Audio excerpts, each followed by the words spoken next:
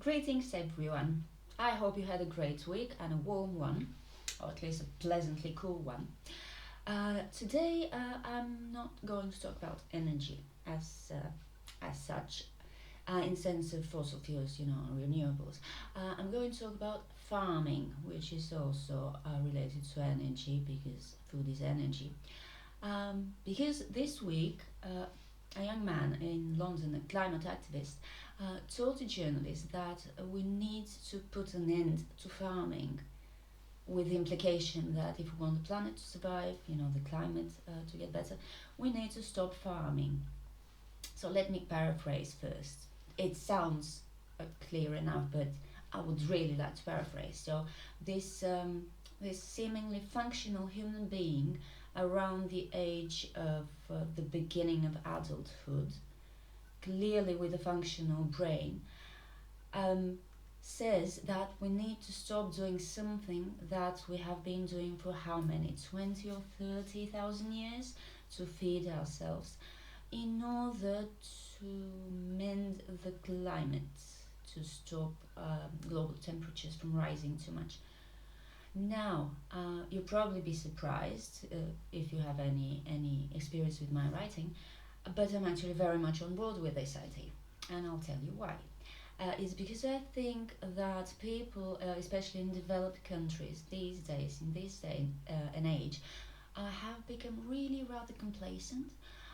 We have food security. We until recently we had energy security, and this makes us lazy. It removes the challenge from life, and we need a challenge to feel really alive. Now, if we do put an end to farming, challenge will return to our lives with a bang. So here's how I imagine we could do it for maximum and faster results. First, obviously, we just stop working the lands. We stop plowing it. We stop sowing seeds and fertilizing them. This is actually a um, great time to stop farming because the price of fertilizers has gone through the roof because energy and gas prices and blah blah and all that. Um, so that's easy enough. Then we would need to turn out all the farm animals because we wouldn't need to farm them anymore, and they have a right to freedom from oppression. So we just turn them loose, return them to the wild. Then let's not forget that in addition to uh, you know crops that grow in fields, we also have trees, we have orchards, and we have to do away with these as well because they produce food too. Now, initially I thought we just let them grow wild, but I think what's better is to cut them down. And I'll tell you why this is a better idea.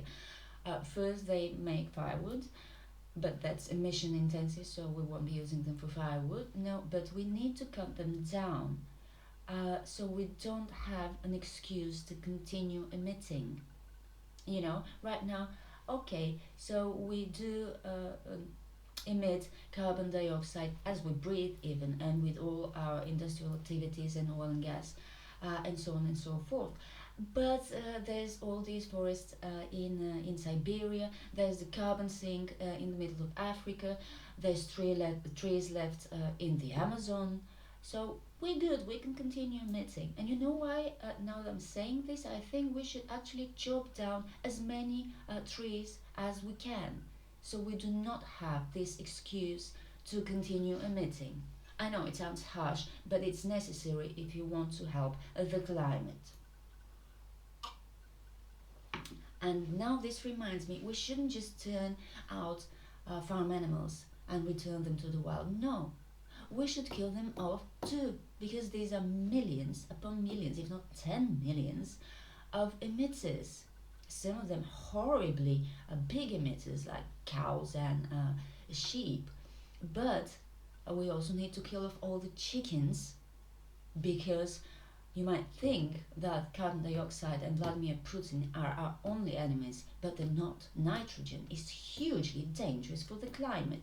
I mean, just ask the Dutch government, which recently tried to ban nitrogen fertilizers for farmers because it's dangerous, it's bad for the environment. So chickens have to go too. Now, this will, I think, put us on track for very quick decarbonization. And after we're done away with, crops and trees and animals, now the next logical step to me is to introduce a new service, breathing as a service. Because, like food, breathing is an essential need we all have.